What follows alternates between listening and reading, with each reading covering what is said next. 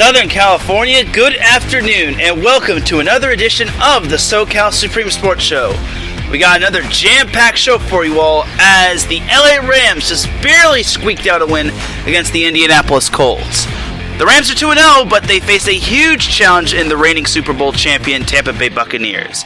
Can the Rams pull off the win? And the Chargers lost a heartbreaker to the Cowboys. But what else is new? As the Chargers play the Chiefs this upcoming Sunday at Arrowhead Stadium, it's going to be a tough one. And what happened to UCLA against Fresno State? Is Fresno State for real? Or did UCLA look too far ahead and get caught in the trap game? Talking about them and USC's big win post the Clay Helton era. Also, the Angels have sadly been eliminated, as well as the LA Sparks. And the Padres are kind of knocking on the door of elimination, but they're still alive. And the Dodgers are still chasing the tailcoats of the San Francisco Giants. Can they pull off the come-from-behind race in the NL West standings? All that and more here on the SoCal Supreme Sports Show. This is Teran Rodriguez bringing you another edition of the SoCal Supreme Sports Show here on IE Sports Radio, your direct feed for all that is sports.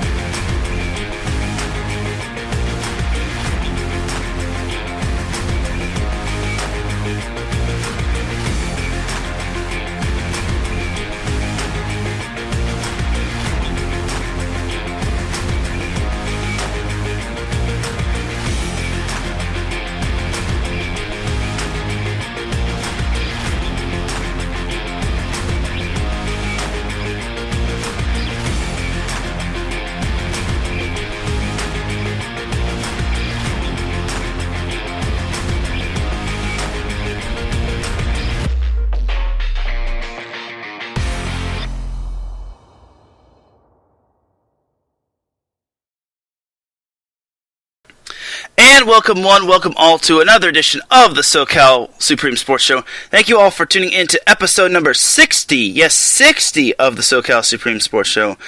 I definitely appreciate you all tuning in, and without any further delay, let's get on into the SoCal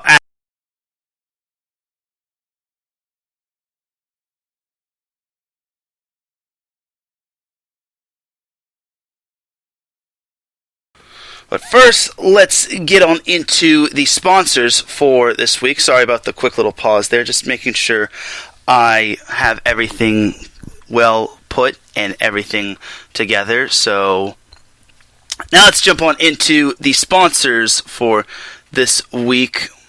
So the first sponsor is the SoCal Warriors, a team that I have been following along and attending the game. So, unfortunately for the SoCal Warriors, they took a tough loss to the Riverside Disciples, putting their record at 2-3 on the season, but they will be heading back home to Fallbrook High School Stadium to take on the Las Vegas Saints in a rematch between the two teams, as they'll be playing each other this Saturday at 6 p.m. Pacific time, if I'm not mistaken. But definitely do support the SoCal Warriors. I've caught a couple of their games. They're really fun to watch, and it's basically like the NFL. It's just that these players do not get paid to play. They actually have to pay to play in hopes of so many different outcomes, whether it's trying out for professional teams, big-time colleges, or playing to stay in shape. No matter what the circumstance is, all semi-pro players have one thing in common, and that's playing for the love of the game. The SoCal Warriors have been on a quest to earn titles and give players second chances since 2017. Whether you're in Southern California or anywhere in the world, give semi-pro sports a chance if you love your sport. You may get that second chance you've been waiting for as an athlete. And everyone deserves a second chance in this world. You could follow the SoCal Warriors on Twitter at SoCal Warriors, and you can follow them on Instagram at Southern California _Warriors. You can also follow them on Facebook by typing in the word Southern, then California, and then Warriors. Second sponsor for IEE Sports Radio is Background Check International Businesses. Are you looking to background check a new hire on? Let Kit Freeman take care of that for you. Kit founded and has managed Background Check International since 1994, and he's here to help you with the screening process. Contact Kit and let him help make the hiring process that much easier. However, this business is used for professional background checks and not for the use of any crime such as identity theft or other illegal activity. You can follow BCI on Facebook by typing the words background, then check, then international, then -BCI. They also have a website as well, www.bcint.com. And thank you to those two sponsors for being the official sponsors of IE Sports Radio, your direct feed for all that sports. You can follow IE Sports Radio on Twitter and on Instagram at IE Sports Radio. And you can also follow them on Facebook by typing the word IE, then the word sports, then the word radio. That's how you'll be able to follow IE Sports Radio all over social media. Now, without any further delay, let's get on into the SoCal sports action. So, we'll start with college sports, actually. We'll start with college football. So, the post-Clay Helton era has finally gotten off to its start, as Clay Helton is gone and Dante Williams is now in as interim coach until USC finds a new hire on. And hopefully everyone is listening well, and hopefully everything is sounding good and clear and not too loud. Regardless, USC is picked up their first win over the post-Clay Helton era, but it kind of came at a few costs. So they beat Washington State by a truckload to a Tonka toy full load. I'm just kidding. USC won. And they didn't win in dominating fashion. It took them a while to get it going, but USC eventually was able to pull away from Washington State. I had a feeling they would beat Washington State. I didn't think they were going to lose back-to-back games because that's just not USC. USC defeated Washington State 45-14. However, Washington State actually led 14-0, and it's hard to believe that would happen. And I was thinking, oh boy. And the worst part is that Keaton Slovis got hurt in the game against USC, and he was unfortunately taken out. So in came the flashy new quarterback from Utah in Jackson Dart, and boy howdy, this dude put on a show. He had 4 touchdowns, 341 passing yards, and he did throw 2 picks, but it's his first start. We can give him a pass for that. And this dude really looked flashy, and he even led the team in rushing yards with only 32, which we don't care about. But USC did pull out the victory. They scored 45 unanswered points, and I didn't see this game because I was at Long Beach State, San Diego for the women's volleyball match. I already talked about that on Set Point, so I don't need to reiterate that again. But USC was able to prevent losing its second straight game, and they got their first win under the Dante Williams era. So good for you, USC. Yay! USC will advance to 1-1 in Pac-12 play, and they advance to 2-1 in their whole season, as they'll head back home to the Coliseum to take on Oregon State. By the way, that game against Washington State was played in Pullman, so they'll be heading back home to Southern California to take on Oregon State. It's a 7:30 p.m. start time, which we get some Pac-12 after dark action. And the game will also be played on FS1. So for Oregon State, they're also 2-1, but their 2-1 kind of comes at a little bit of a price, just because, well, they haven't really pulled off any big victories. They beat Idaho last week 42-0, and they beat Hawaii 45-27. Their only loss was to Purdue, which, it's not that great, but it's not that bad either. So, all in all for USC, they just got to play their game, and don't underestimate Oregon State. I know Oregon State has some studs on their team, but USC should pull out the victory quite handily. They will have Keaton Slovis back at quarterback for USC, but Jackson Dart, I believe, is day-to-day, and I think I heard that he got knee surgery. I'm not certain, but the dude was the dude balled out, but he also kind of balled out to the point where he kind of hurt himself, and I feel for the poor guy. Like, I gotta give kudos to Jackson Dart. He was also named Pac-12 Offensive Player and Freshman of the Week for his stellar performance against Wazoo in Pullman. So, good for Mr. Jackson Dart. I hope he gets better, and I also hope that USC doesn't have any more mishaps. They don't need any more Stanford games. Like, come on. But I think once Clay Helton left, I think they'll be swimming. It'll be going perfectly. I think they won't have any more issues.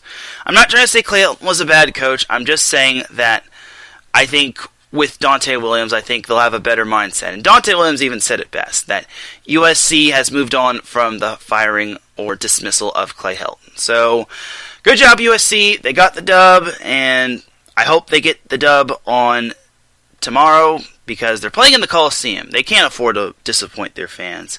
Speaking of disappointing their fans at home, UCLA unfortunately took a close loss, but it was a loss in general, to Fresno State. They lost 40-37 at home in the Rose Bowl to the Bulldogs. I said this last week that I had a feeling UCLA was going to fly right into a trap game, and they did. But I gotta give it up for Fresno State. They really showed up, and I gotta give it up to their quarterback, Jake Haener, as he is a product from Danville, which I think Danville is in Northern California, but I gotta give it up for Jake Haener. The dude had 455 yards, 2 tutties, and 1 pick. DTR led the team in rushing yards as well as passing yards, obviously, as Fresno State pulled off the win. And I was looking at the score, I'm like, wait a second, Fresno State is winning? What are you doing, UCLA? And then the fourth quarter, it was just like it was kind of like a boxing match. It was like one punch to another punch and then another punch, and then eventually Fresno State just got that late score. They were able to do a quick 1-minute drill or under a minute drill to get the win, and I'm like, wow, Fresno State actually pulled out the victory. So I gotta give them kudos. And Gina, if you're listening, good job to Fresno State. So I was wrong about this game. I admit it. I thought UCLA was going to pull out the win, but I'm disappointed in UCLA. They went from beating LSU, aka the team that called them sissy blue shirts, to dropping one at home to Fresno State. And I get it. UCLA faced a tougher opponent than everyone made it look like, but this is where you kind of got to come up big. The good thing about UCLA's loss, and I can't believe I'm saying there's a good thing about UCLA's loss, is that it wasn't a Pac-12 game. So, but one of my friends was actually saying that why is Fresno State or San Diego State like not in the Pac-12? And they're like, they're geographically in the territory of the Pac-12. It's like, why are they not playing? And that's another topic for another day. But UCLA will hit the road to Northern California to take on Stanford. That'll be a 3 p.m. Pacific start time game, so lucky for the West Coasters and I guess the East Coasters. They'll get to see this game as well, as UCLA dropped from number 13 all the way down to number 24 in the coaches poll. This is a Pac-12 game for UCLA, and I said on 3 and Out College Edition that I picked Stanford to win. I don't know. It's so tough to pick this one. Like, this is another big test for Stanford, as Stanford defeated Vanderbilt last week, which we don't care about. I think Stanford is starting to come into their own just a little bit, and they know how every Pac-12 game is precious. I can't really pick a clear-cut winner when it comes to Stanford UCLA. I said Stanford was going to win. If Stanford's going to win, it's going to be in close fashion. If UCLA is going to win, their defense has got to play a little bit better, because that's ridiculous. 40 points? It's like, come on, dude. So, and then DTR can't carry the team. Like, Dorian Thompson-Robinson, or DTR as I like to call him, is a phenomenal quarterback. I could see him playing in the NFL one day, but he can't carry the team. And then I also got to give props to Kyle Phillips. He caught 2 touchdowns from DTR. as he also had 113 receiving yards, so good for you, Kyle Phillips.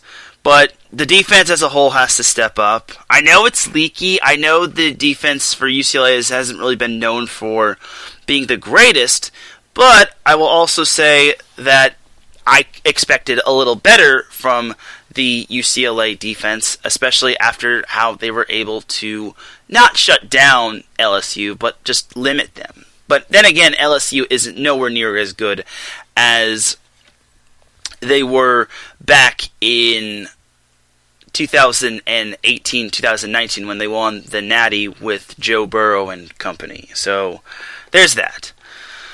Now let's jump on over to the team that actually is undefeated from Southern California, and that is a college football team, and that's San Diego State. Whew, Nelly. San Diego State pulled out a thrilling victory, a triple overtime victory over Utah, winning 33-31. I couldn't believe this. I thought this was too good to be true. I'm like, no way.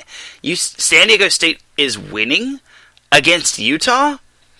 And then just like most games for San Diego State, they always make it tough for themselves. Like early on, San Diego State led 10-7 at halftime, and they also led 24-7 after three quarters. And I'm thinking, all right, San Diego State's actually going to pull out the win. Yes! Except not really. Utah scored 14 unanswered points, and they even got a 2-point conversion on their last drive. It's like, oh, come on, San Diego State. And I was even joking on the SoCal Supreme Sports Show Twitter account. It's like, why does San Diego State have to make it so difficult for their fans? And I even said that, can someone do a health and wellness check on every San Diego State fan in San Diego or anywhere in the world? Because I don't think they're alive after this heart-stopping game. It was very painful, and apparently it got to the point where they had to go overtime, and it also got to the point where both teams missed field goals, and then both teams had overtime tutties, and then it eventually got to the point where both teams had to go for two, and I guess there's this new overtime rule where instead of just going for the touchdown, you just go for the 2-point conversion, and if you convert it, you basically win. And fortunately for San Diego State, they were able to stop their opponent on the 2-point conversion try after they scored. I was so confused. I'm like, wait, what happened? And I was like, okay, what? I guess they changed the rules. I guess it was basically a way to like making sure they like limit points, because I think I remember one game where Texas Tech played Kansas State, I want to say, or was it Texas A&M? Regardless, I remember there was this high-scoring game where I think it was like Patrick Mahomes taking on some other quarterback back in college, and it was like a high-scoring game. So I guess they scrapped the rule of going for touchdowns every single time, and that's good because it basically like makes sure they don't like whatchamacallit, make the game go longer, and it doesn't make the points get even higher and higher. So I guess that's a good rule that the NCAA kind of scrapped, but oh well. As for San Diego State, they are now 3-0 as they defeated another Pac-12 opponent. Eat your heart out, USC and UCLA. I'm kidding. Okay, anyway, San Diego State returns back, or they'll stay at San Diego to take on Towson. Towson is a whopping 1-2, as I imagine San Diego State will win this game. But knowing San Diego State's luck, they're going to probably put their fans through more health and wellness checks. So, but I'm confident San Diego State will go 4-0, and they're looking really promising. I'm really excited to see what San Diego State can bring to the table. I will say this, the Mountain West Conference could be rather difficult just because you have San Jose State, you have Fresno State, and then you also have Nevada, which are really good. And they also have Boise State, too. So I think Mountain West Conference is going to be tough, but as of right now, San Diego State is proving that it can hang with anybody. I think they're over that tough first week where it took them a second half to actually get it going. And then obviously Arizona was Arizona, and then Utah was a very impressive victory. It would have been even more impressive if they beat Utah at Utah, but it's okay. So that's going to do it for college football. Now let's jump to the NFL because NFL is king. So the Los Angeles Chargers... Well, actually, no. Before we jump to the NFL, I actually need to talk about this team. I need to talk about the Los Angeles Sparks because I haven't been talking about them too much, and I feel bad.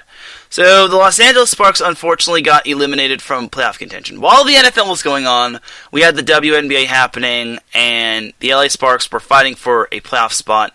If they win, they're pretty much in. If they didn't, then they would be sitting out of the postseason. And unfortunately, they lost on Sunday to the Dallas Wings.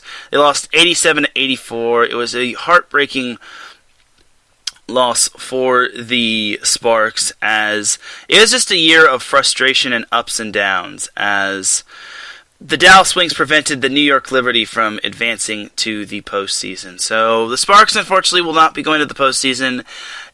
It was just a frustrating year, not just for the team, but for their fans as well. Well, I should have said the fans, but the team mostly. That's because they went through a lot of ups and downs, a lot of turmoil, and this was the first year they didn't have Candace Parker. So, and guess which team actually made the postseason? That's right, the Chicago Sky, which actually won a playoff game last night. As to their dismay, or to their to their amusement, they were able to defeat the said Dallas Wings 81-64. And then also it's worth noting that the Phoenix Mercury defeated the New York Liberty 83-82 in a thriller. So, good for the Sky and good for the Mercury, as the Sky take on the Minnesota Lynx in the second round, while the Mercury take on the Seattle Storm. I'm so heartbroken the Sparks are not in it, especially for Onyeka Okongwu, I think that's her name, Onyeka Okongwu, who had to go through a lot of ups and downs. She didn't make the U.S. national team despite her being a past MVP, and then I don't think she was able to play for the Nigerian basketball team as well. So, all in all, it was just a tough year for Onyeka Okongwu, or not Onyeka Okongwu. I'm thinking of the Big O, but it was just a tough season for the Sparks in general, and I really am heartbroken. It's like, it would have been great if the Sparks had made the postseason without Candace Parker. Unfortunately, it just wasn't meant to be. And the player I'm thinking of is Nneka Ogwumike, so that's my apologies. I'm thinking Onyeka Okongwu plays in the NBA. Like, what am I thinking? So, Nneka Ogwumike, I feel really bad for, just because she got the worst of it, just because of all the social justice, and then not making the U.S. national team, despite her being despite her being a past MVP. But all in all, the Sparks will be back. I think they'll be back contending for a playoff championship. It's just one of those years where you basically have to pick up the pieces following a post-big free agent leaving, and it's tough, but I think the Sparks, being the storied program that they are, will get back into the postseason. I'm confident. Okay, now let's jump into the NFL, where the LA Rams and LA Chargers both had close games. So, the Rams played the Indianapolis Colts, and I only got to see a glimpse of it because I was watching NCAA Women's Volleyball from last week. Yes, NCAA Women's Volleyball got nationally televised last Sunday, as I don't like it, but that's another story for Set Point. So, the Rams were able to take on Carson Wentz and the Indianapolis Colts. At halftime, the Rams only led 10-6 as they were playing with their food. I'm like, okay, why are the Rams not finishing their opponent. They also led 17-4 after 3 quarters, as they made this one rather close. I do give credit to the Colts.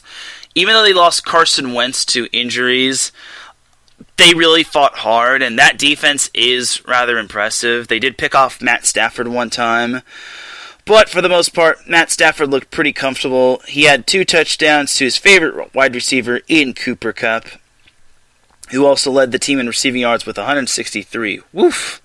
And then Darrell Henderson finally got his rushing touchdown, so good for Henderson. All in all, for the Rams, they're 2-0, but this was rather closer than expected. I know it's tough to win in Indianapolis, but I will also say that the Rams I think the Rams could have made this a little less closer. I think 24 points is a little much, but it's a rather great game to be a part of. So, and I guess this proves that the Colts are a rather impressive team. Unfortunately, Carson Wentz did get hurt, and then Jacob Eason was able to, or had to come in, and he had to basically try to lead his team past the Rams, but he was unsuccessful. So, c'est la vie. So the Rams are 2-0. Good job, Rams. I kind of expected you'd be 2-0, as they face a very, very tough challenge in the Tampa Bay Buccaneers. This game will be played at SoFi, and it'll be played at 1:25 p.m. So for the Rams, this is a rather difficult matchup. Like, I want to say the Rams will win, but it's so tough to pick against Tom Brady. Like, maybe this will be the game where Brady has his not-so-best game, because the Bucs beat the Cowboys barely, and then they also beat the Atlanta Falcons, both of which are combined 1-3. The Rams' opponents are a combined 1-3 as well, as they beat the Bears yesterday, or not yesterday, they beat them in Week 1, and then they beat the Colts in Week 2. So, for the Bucs, this is going to be their biggest test, and the same can be said for the Bucs. It's so tough to pick between these two. I think I said when the schedule came out that the Bucs would win. It's so difficult. I can't even predict a clear-cut winner. I'm probably going to regret this, but I'm going to change my pick. I'm picking the Rams to win this week. I'm going to say they win off of a walk-off field goal from Matt Gay, the former Tampa Bay kicker, and they win it. Let's say they win 31-28. That's my prediction. It's so tough to predict this game. Like, you have Tampa Bay's high-powered offense. I know they'll be without Antonio Brown if he can't come back from his COVID protocol, but you look at that offense. You have Leonard Fournette, Ronald Jones. That's going to be his homecoming game, by the way, because he's a former USC guy. Fight on. Mike Evans, Chris Godwin, Rob Gronkowski. It's so crazy. And Tom Brady is slinging the ball like he's 25 and not 45. Like, it's so amazing. Like, Larry one time said it, that Tampa Bay is a special team.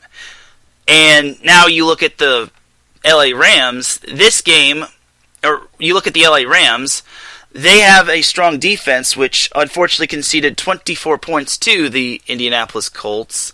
And then you have Matt Stafford, who looks comfortable for the most part. He wasn't the most comfortable against the Colts, but again, the Colts have a very good defense, but so does the Bears. But then again, the Bears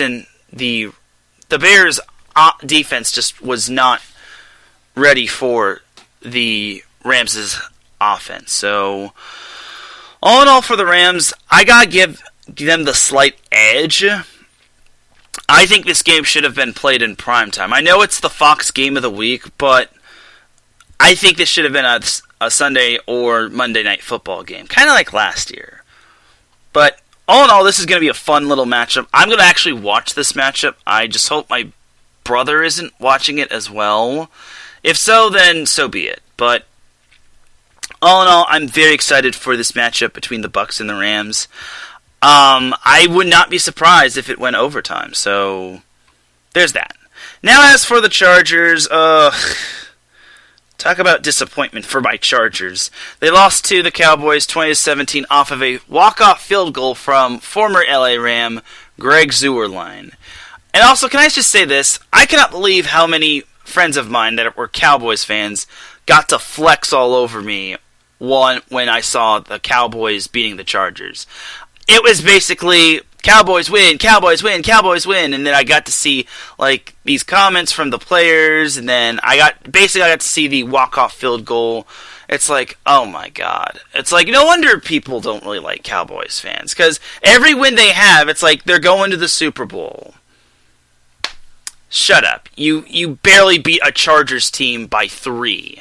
It's like, you should have, if the Cowboys were that good, they should have beaten them by more, because the Chargers were spoon-feeding them every opportunity to blow them out. And the Chargers were just making mistake after mistake after mistake after mistake, and they were getting flagged for it. Like, every time they got a big play, the Chargers would get penalized. It would either be holding, it would be like some sort of weird thing. It would even be because the offensive lineman sneezed. It was just so ridiculous. Like, the Chargers, I'm almost certain, totaled 100 yards in penalties.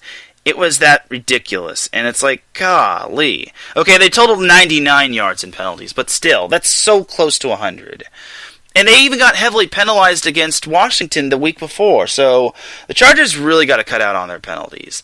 The only bad call I'll really defend the Chargers for is when Justin Herbert got so-called sacked.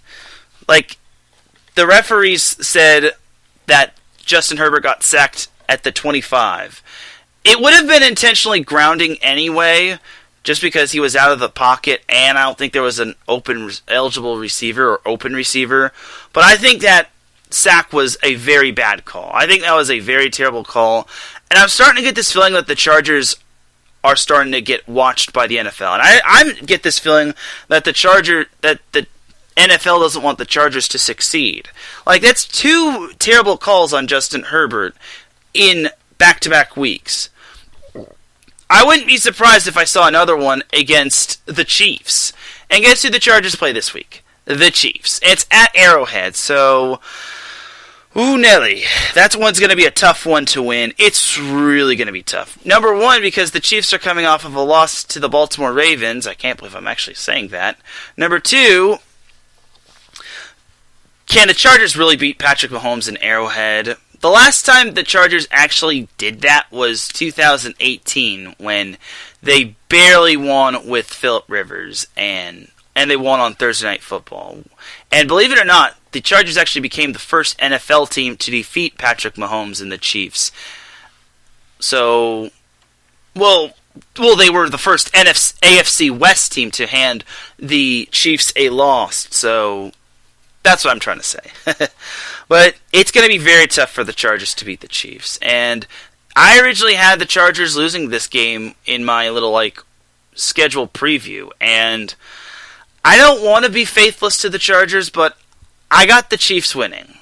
Now, this isn't indicative of who the Chargers are. I think the Chargers have a solid team. Do I think solid isn't going to be good enough to beat the Chiefs. Do I think they can still make noise in the NFL? Of course I can. I'm still confident the Chargers can make the postseason. It's still a little early, and I get it. The Chargers got to be a little bit more disciplined. And I like Brandon Staley. I think Staley does a great job. He said that he and his coordinators take all of the blame for what happened, and that's a great sign of a great coach. Like, when you're saying that, it speaks to high volumes of how mature you are and how you're willing to fight for your team and make sure they don't take any of the heat. And honestly, I gotta tip my hat to Brandon Staley. So I really hope Brandon Staley can turn the Chargers around. But I really don't.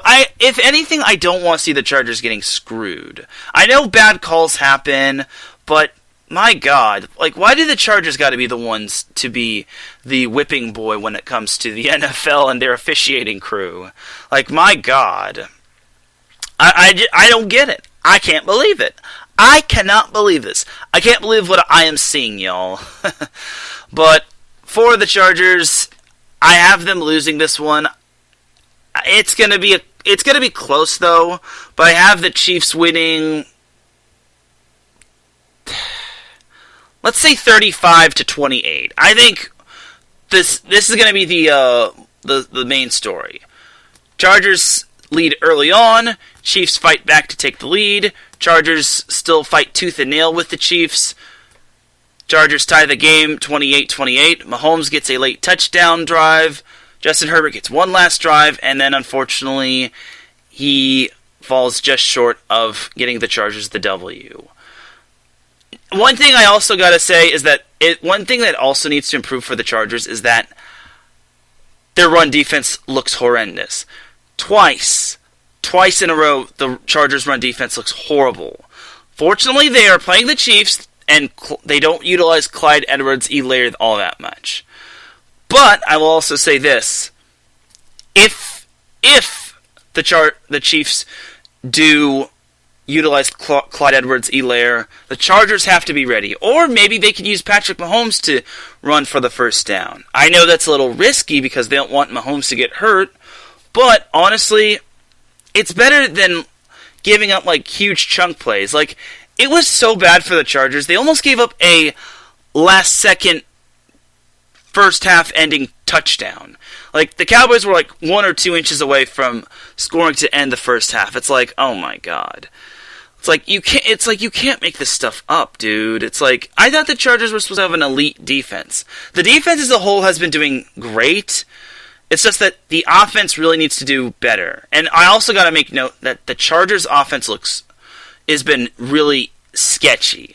Like, every time they've gone into the end zone this season, they've either turned the ball over, they've either only come away with 3 points, or they've just belly flopped. I think they've only had one red zone touchdown, and that was week 1 against Washington. Like, against... and they also had, what's-their-face, Eckler run it in as well. So, basically, they have two red zone touchdowns. But the red zone offense really needs to do a lot better. I thought there were a lot of plays that I thought there were a lot of ways that the Chargers could have gotten a touchdown on their final offensive drive. And if they get the touchdown on the final offensive drive, then I think they could have probably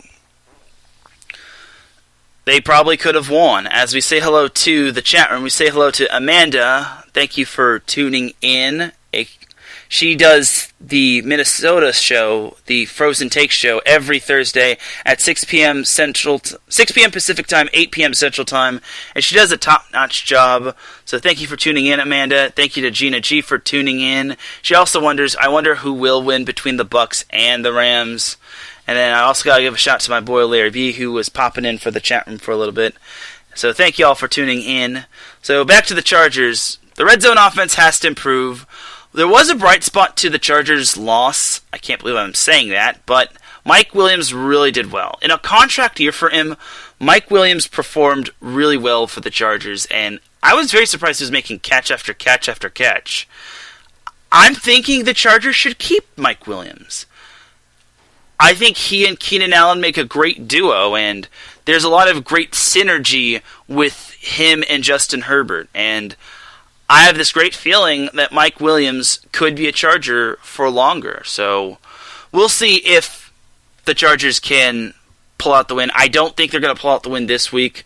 I think it'll be close, but it wouldn't surprise me if the Chargers lost in heartbreaking fashion. I'm already preparing myself for heartbreak and disappointment and me crying and just saying, come on, Chargers. By the way, this game's a 10 a.m. start time if you're on the West Coast. So I get the honor of having to wake up pretty early. Well, not early, but I have to wake up at like 8 or 9, prepare my fantasy football team, which no one cares about, get some breakfast in me, and then watch the Chargers and the Chiefs. I get it's in Kansas City and whatnot, but yeah. Amanda says, try being a Vikings fan. Okay, that's true. I admit the Vikings also have had it rough as well, but they've come very close. If that kicker doesn't miss against the Cardinals, ooh lordy. But I as a Chargers fan can attest that the Chargers have had so many kicking issues in the past. So, and when I saw that missed kick, I was like, oh gosh. And I'm like, And I'm like, I thought Chargers fans had it rough. So I admit, Amanda, you do make a good point saying try being a Vikings fan. Yeah, and also the Vikings lost in week 1 to the Bengals, which that was also heartbreaking. I really think the Vikings could be 2-0 because they have a lot of talent on their team. And you also have to wonder if that fumble from Dalvin Cook was actually a fumble. It was so tough to tell. It's like, that's a fumble? Interesting. Woo. But back to the Chargers. Week 3 will be tough. Week 4, they are back home against the Las Vegas Raiders on Monday Night Football, which I'm kind of already fearing that matchup as well. I'm watching the Raiders rather closely, and I'm seeing the Raiders posting pretty impressive victories. Like, they beat the Ravens in week 1 in overtime. They also beat the Steelers last week. I know Big Ben was a little dinged up, but they still beat him. They still beat him at Pittsburgh. It's rather impressive. And then this week, the Raiders head back home to Allegiant Stadium to take on the Dolphins, who will not have Tua Tagovailoa. So, if the Raiders play their cards right, I think they could be 3-0 going into Monday Night Football. And the Chargers' track record when it comes to Monday Night Football with Justin Herbert is 0-1. I know it's rather early. I know they've only gotten one Monday Night Football game, and I'm over-exaggerating, but it's still rather concerning. Another concerning stat for the Chargers is that whenever they get play-by-play and color commentators when it comes to their games, whenever Tony Romo and Jim Nantz color commentate and play-by-play announce their games, the Chargers are 0-2. And guess who's going to be color commentating and play-by-playing this week's game between the Chiefs and the Chargers? Jim Nantz and Tony Romo. And I'm thinking, oh boy. Well, it's a loss.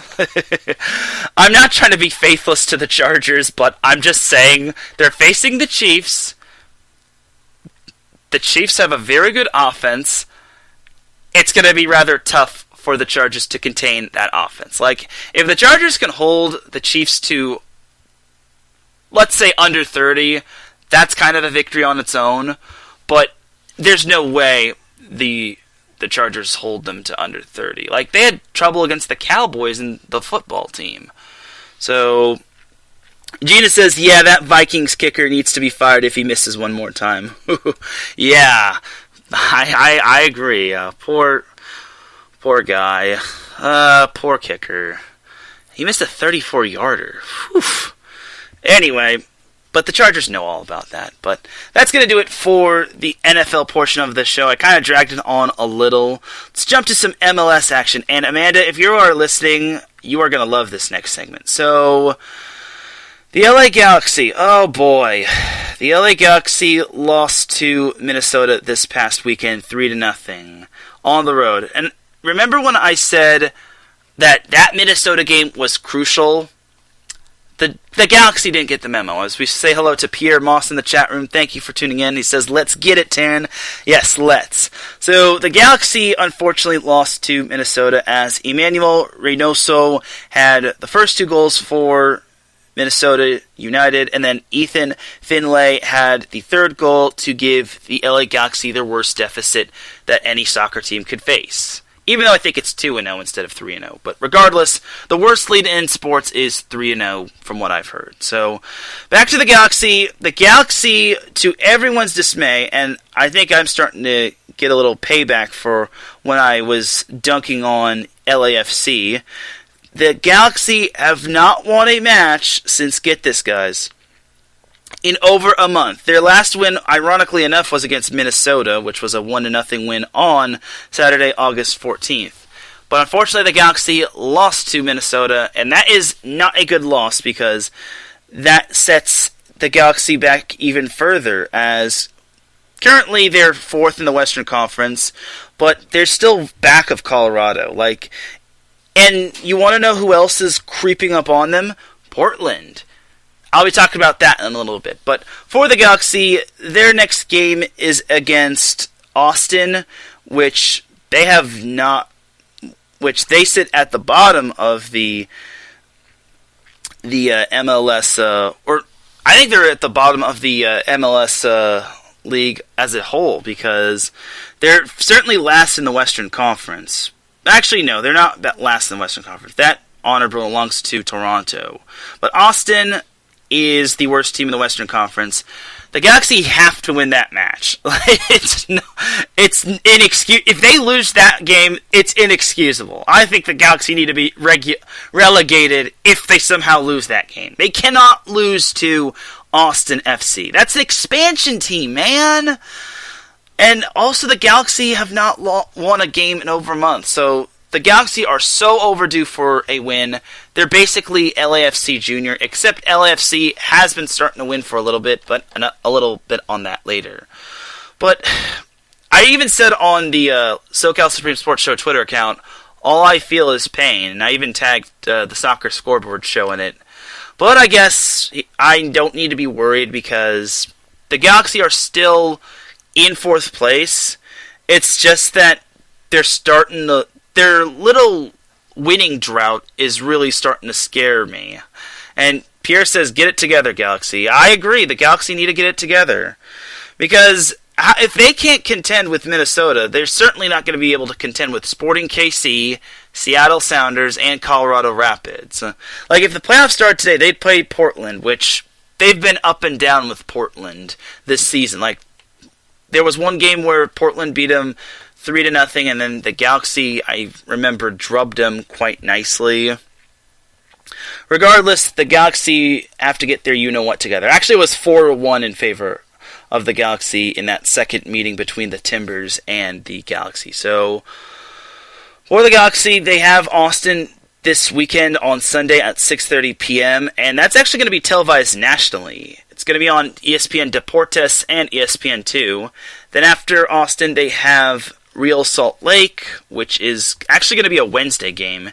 And then the following Sunday, the Galaxy will head back home to take on LAFC in the second installment of the third installment of El Tráfico, which that should be fun, especially since LAFC is starting to get it together. Speaking of LAFC lost to Portland, so Portland is like I said, they're creeping up on the LA Galaxy, and unfortunately for the Galaxy, LAFC didn't do them any favors. LAFC also didn't do themselves any favors, because they're now outside of the top 7 in the Western Conference, as LAFC is number 8 in the Western Conference, but they're not too far back. They're only 1 point behind Minnesota in the standings. As Larry B says, hey, it's Vikings and Galaxy, lol, my bad, Amanda. So Larry B in the chat room, popping in, talking about some Galaxy and the Vikings. Alright, but back to LAFC, which hardly anyone cares about. I'm just kidding. I gotta talk about LAFC just because they're Southern California. As for LAFC, they return to action this Saturday against San Jose. San Jose, if I'm not mistaken, is also trying to vie for a playoff spot. They're not too far behind from LAFC. They're only 3 points back, meaning if San Jose beats LAFC, then San Jose is pretty much right on the coattails of LAFC. But if LAFC wins, then I could see them jumping up in the Western Conference standings. As for Minnesota, they play Houston, which I know Minnesota isn't in Southern California, but I gotta make note of Minnesota just because they are basically the last team in the Western Conference. And if the playoffs start today, they play Seattle, which Minnesota has actually beaten Seattle, shockingly enough. So that could be a tough out, but it also could be something worth noting, considering it. When a team faces another team and gets that second chance for a rematch, they have that little hunger within them to get the revenge on them. And if the playoffs start today, the Galaxy would take on the Portland Timbers. So there's that. After their matchup against San Jose, the LAFC will be playing Portland this upcoming Wednesday, and then the following Sunday, LAFC and LA Galaxy will be facing one another in El Tráfico. So good for LAFC and good for LA Galaxy. And thankfully that game's actually going to be televised nationally. That's going to be on ESPN. I did not know that. So it's a good thing they are televising these games. Like, they need to televise these rivalry games. Like, any noteworthy games need to be televised if and when. Especially since it's big for both LAFC and the LA Galaxy. The LA Galaxy have to get their you-know-what together, and they need to start climbing up the Western Conference standings, while LAFC needs to do their business and try to get up the standings into the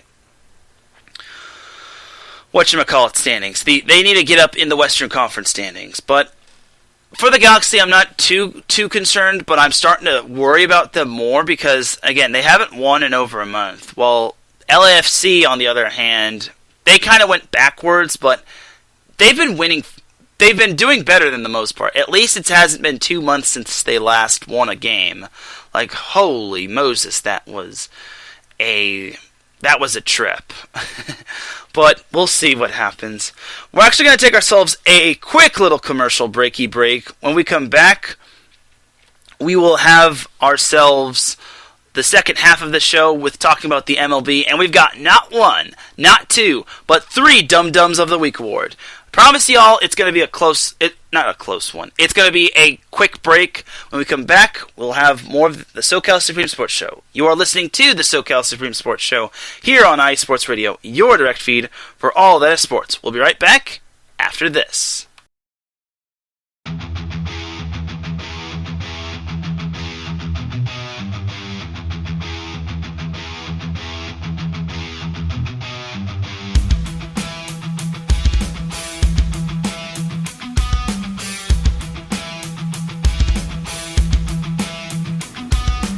What is going on, everybody? This is Ben Metello, the host of the Yinza Report, right here on IE Sports Radio. I'm bringing you the latest in the Steel City, the City of Champions, from the Steelers, the Penguins, the Pirates, as well as the college game with both Penn State and Pitt. You could join me every Tuesday afternoon at 1 o'clock Eastern Standard Time, right here on IE Sports Radio, where I'll be talking about everything from the Steel City, the City of Champions, right here on IE Sports Radio, your direct feed for all that is sports.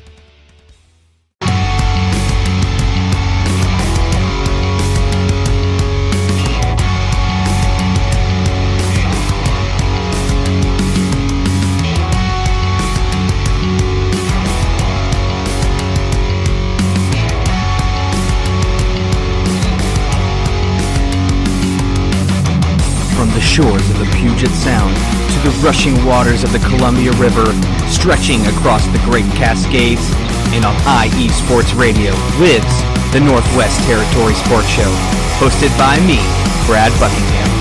On this show, I cover all the great collegiate and professional sport teams that we have here in the Pacific Northwest. Of course, I'm talking about the Seattle Seahawks, Seattle Mariners, Sounders, and even the Seattle Kraken. But I can't forget all of that is good in Oregon either.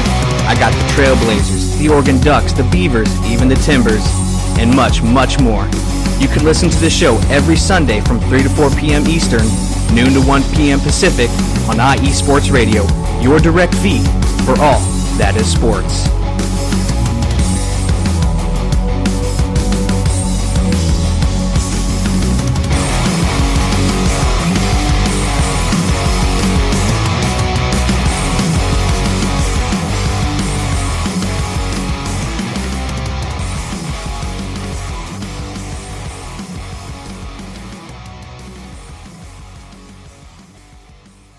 And we are back with segment number 2 of the SoCal Supreme Sports Show here on IE Sports Radio, your direct feed for all that is sports.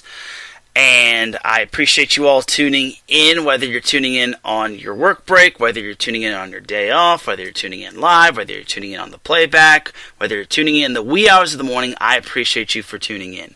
Now let's jump on into segment number 2 of the SoCal Supreme Sports Show. You can check out the SoCal Supreme Sports Show on many different streaming platforms such as Apple Podcasts, Google Podcasts, Spreaker, YouTube, Spotify, Podcast Addict, you name it. And we'll have plenty more where that came from as this show continues to go on. So, now let's jump on into the MLB portion of the show. Let's get the dirty laundry out of the way with the Angels. The Angels are eliminated from the playoff contention as they lost 2 of 3 to the Houston Astros, as now the Angels will not be going into the postseason, and I am heartbroken and sad. I'm not really sad, but you get the point. Like, it was so bad that the Angels got bounced from the postseason, but at least the pain is finally over, as we no longer have to deal with them underachieving and having to deal with the loss after the loss after the loss after the loss.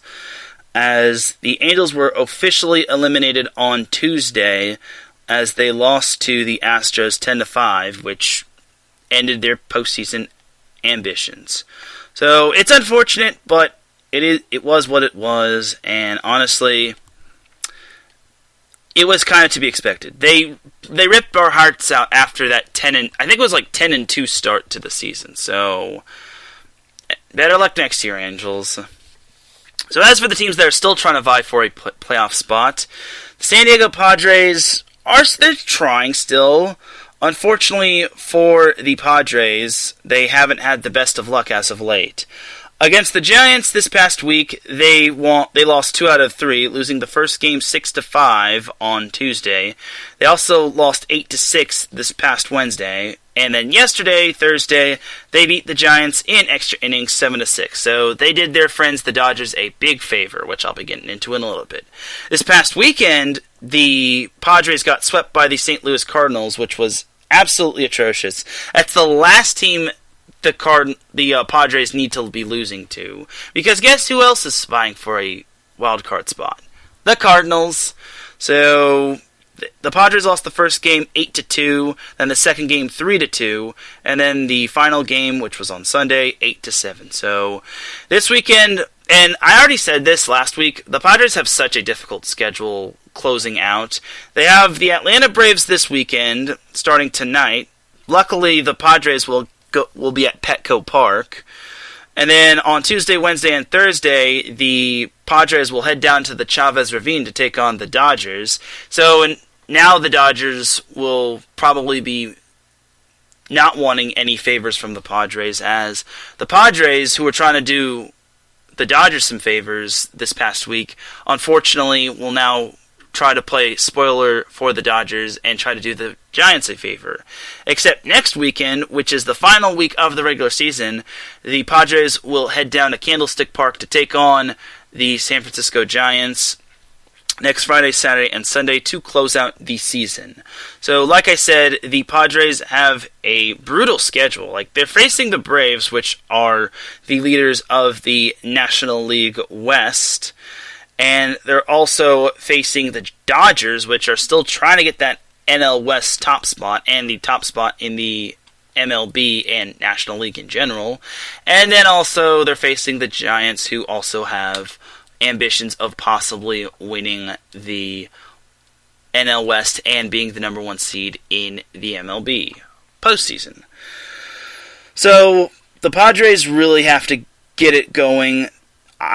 Me personally, I don't want them to beat the Dodgers, but if it has to come down to it, and if they want to make the postseason, they're going to have to. Because looking at the Padres, they're now 6 games back of the final wild card spot. It's starting to look very, very grim for the Padres. And then they're still it's so bad that the Padres are now behind Cincinnati, Philadelphia, and St. Louis. That's how bad it is. And it was getting to the point one time where everyone was hailing the Padres as a possible World Series contender. Now the Padres are 77 and 75, and they are in danger of obviously missing the postseason, but they're also in danger of finishing under 500, which is really sad because this team, like I said, they had ambitions of possibly making a deep postseason run. Like, it's getting close to the point where they're going to suffer from getting eliminated, as the Mets, Padres, Reds, Phillies, Braves, and Cardinals aren't a lock to go to the postseason, but they're also not a lock to get eliminated yet. So there's that for the Padres, and may the force be with you, Padres. As for the Dodgers, they've kind of had their ups and downs, their highs and lows, as this past weekend they were able to take 2 out of 3 against the Cincinnati Reds. They lost the first game 3-1 last Friday. Then last Saturday they beat the Reds 5-1, and then last Sunday they beat the Reds 8-5. This past week, the Dodgers kind of had their ups and downs with the Colorado Rockies, as they won 2 of their 3 games in extra innings. The first game they won was 5-4 in 10 innings on Tuesday.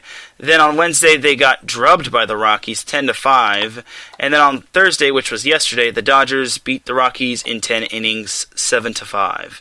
So this weekend the Dodgers hit the road to the Cactus State to take on the Arizona Diamondbacks, which the Dodgers have to sweep them. If they want to have any hope of catching the San Francisco Giants, they have to sweep the Diamondbacks.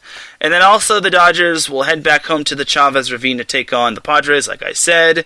And then closing out the season, the Dodgers will be staying in Los Angeles to take on the Milwaukee Brewers, which is also a crucial series. The Brewers have already punched their ticket into the postseason, but they could play spoiler to the Los Angeles Dodgers, especially since it's Cody Bellinger versus Christian Yelich. And speaking of Cody Bellinger, he has not been good. I'm just going to say that out right there. Cody Bellinger has not been great as of late, and I wouldn't be surprised if he got sent to AAA or sent to Oklahoma or anything of that sort. So, looking at the San Francisco Giants, the Giants play the Colorado Rockies this weekend. Like, the Giants, ew, yes, Gina, let's go Giants. I see you in the chat room, Gina, saying let's go Giants. The Giants hit the road to the Rocky Mountains to take on Colorado.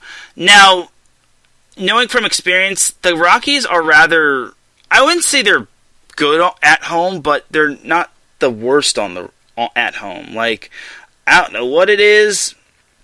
I don't know how Colorado has a 20 or at. I don't know how Colorado has a 46-29 record at home, but their overall record is complete dog doo.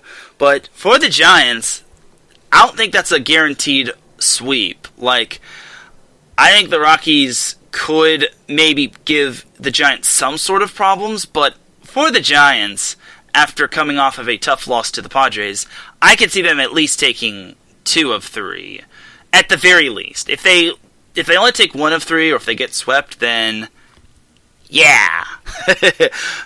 As for the Giants, they return home to Candlestick Park to take on the Diamondbacks. That's pretty much a guaranteed sweep, the way the Giants have been playing.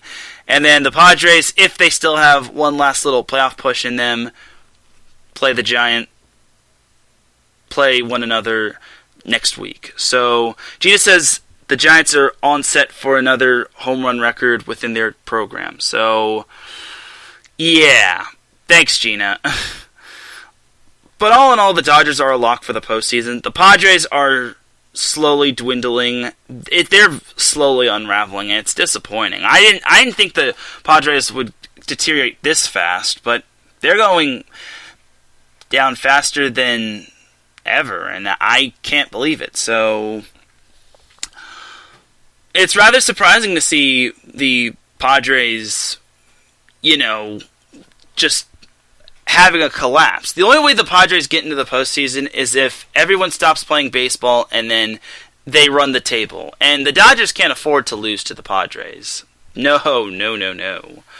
It's not that I don't think the Padres can make it. It's just that the deck is stacked against them. So there's that. So that's going to do it for the MLB portion of the show. I'm sorry if I'm skimming through this, but I do got to leave pretty soon.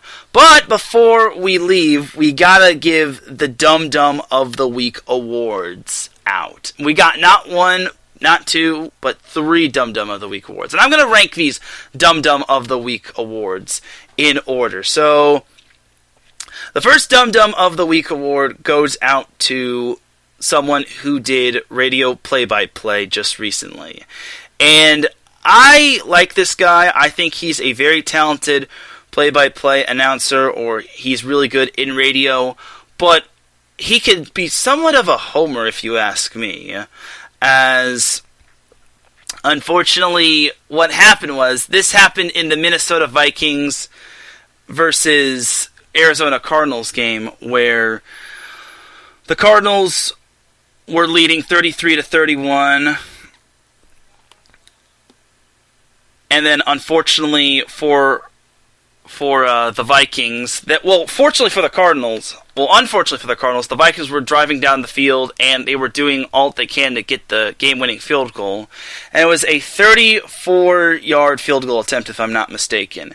It was a 34-yarder. It should have been easy money for the Vikings to punch the win. Unfortunately for the Vikings, Greg Joseph missed it wide right, and Paul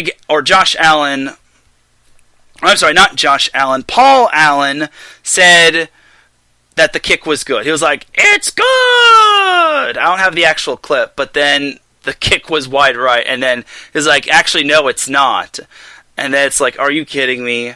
So I know everyone likes being excited, and it's a 34-yarder, and everyone should expect them, but it's a little unprofessional to say.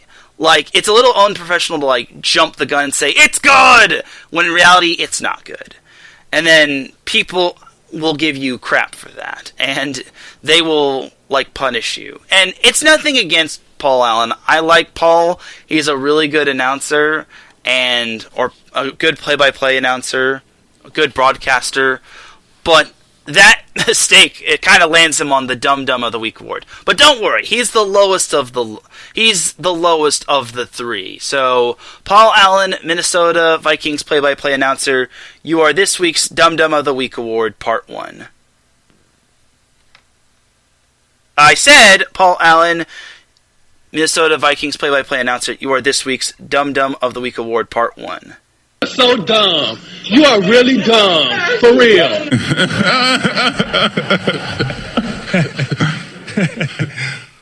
And that's part 1. Now, part 2, this one is a little bit more explainable. This one I don't understand. So, everyone in this world has their opinions. Everyone has their little hot takes. Everyone has their little, their own opinions. Everyone is entitled to their own opinion, and I respect that. But what I don't respect is making ridiculous claims. First and foremost, this person said the most ridiculous thing on the internet. This person said, "I'd rather have Ben Simmons than Russell Westbrook." Okay, first of all, you'd rather not have a scorer than one of the best scorers who could put up big numbers for you.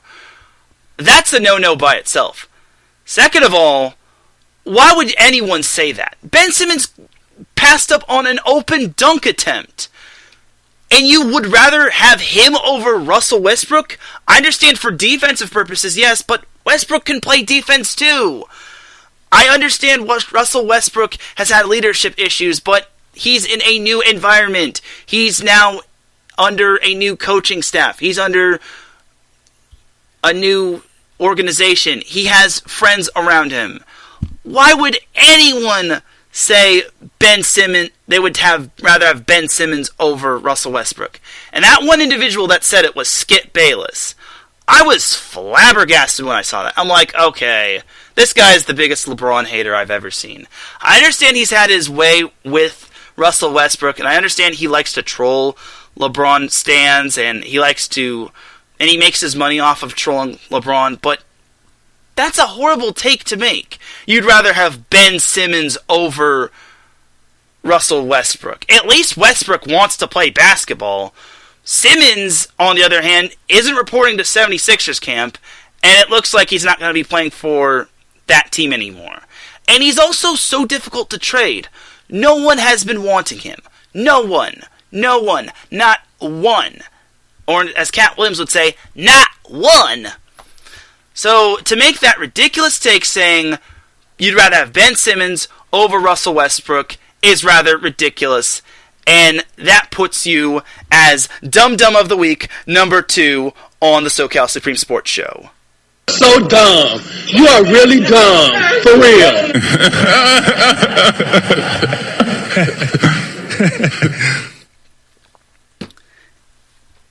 I can't believe what I just read on this. I swear to God, I gotta stop. I need to actually sometimes take a break from Twitter, because sometimes Twitter is not real life. I'm sorry, but I know Skip Bayless loves to make ridiculous claims, but saying you'd rather have Ben Simmons than Russell Westbrook makes me puke. Now, the next Dum Dum of the Week award, I'm going to give you all a little listener discretion. This next one might be a little, I wouldn't say grotesque, but I'd advise you to be wary of this. So this happened at the Pittsburgh Steelers Las Vegas Raiders game. So I think everyone knows where this is going. So apparently a Steelers fan unfortunately couldn't hold it in, and let's just say he had a little accident in his pants. And unfortunately for him, that accident kind of cost him a pair of boxers or pants or shorts. So what happened was the Steelers fan had an accident in his pants, and then the foolish thing was, and I kind of understand this, he had to go to the bathroom to basically, wash his pants, because no one wants to see your little accident in your pants. So, unfortunately, the dude basically had the accident in his pants, and he took his shorts and his underwear to the bathroom, and he was washing them, but the dude, unfortunately, to everyone's dismay, didn't have anything covering his booty. So, I should have maybe put an explicit tag on this, but I digress. This dude that was a Steelers fan. First of all, number one, if you have to go to the bathroom, why did you not go earlier? Second of all, what did you eat that made you have an accident? Number 3, haven't people ever told you to go to the bathroom before you do something? It's rather funny. Like, you were taught this in kindergarten. If you have to go your teacher would say, does anyone here have to go to the bathroom? And then they basically send you off to the bathroom. And I know people can't hold it. I know people have different digestive systems. But for you, my man, the dude who had an accident in his pants, the dude who was washing his shorts and his boxers, in public, mind you, and without anything covering your booty, and the one who had the accident in the first place, you are this week's Dum Dum of the Week award, number 3. My man, if there's any one bit of advice for you I would give you, I would say go to the bathroom before the game and don't eat too much. If not, just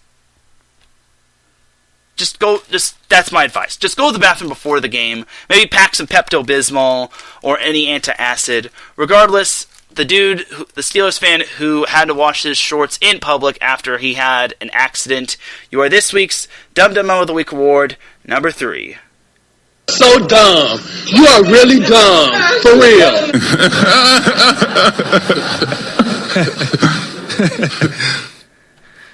And that, my friends, is all she wrote.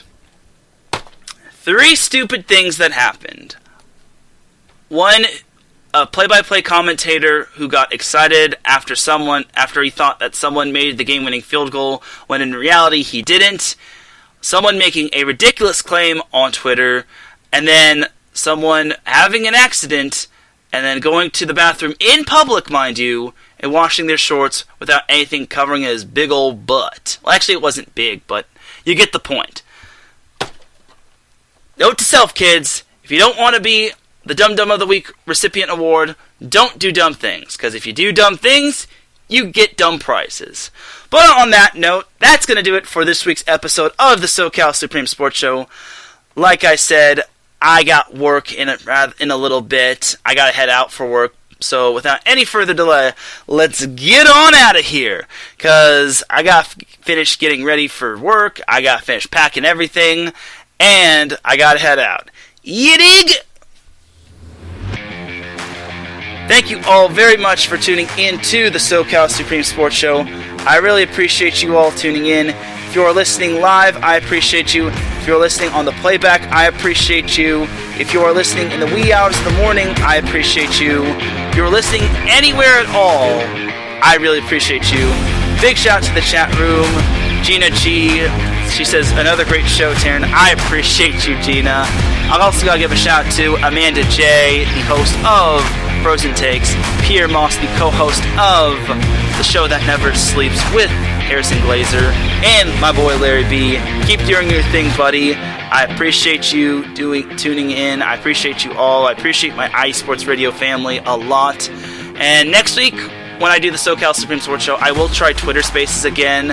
And keep on the lookout for Set Point's 2-year anniversary. That's going to be on Thursday.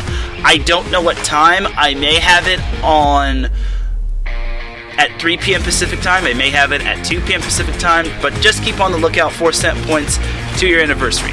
Regardless, for everyone here at IE Sports Radio, your direct feed for all of that sports, this is Teran Rodriguez signing off.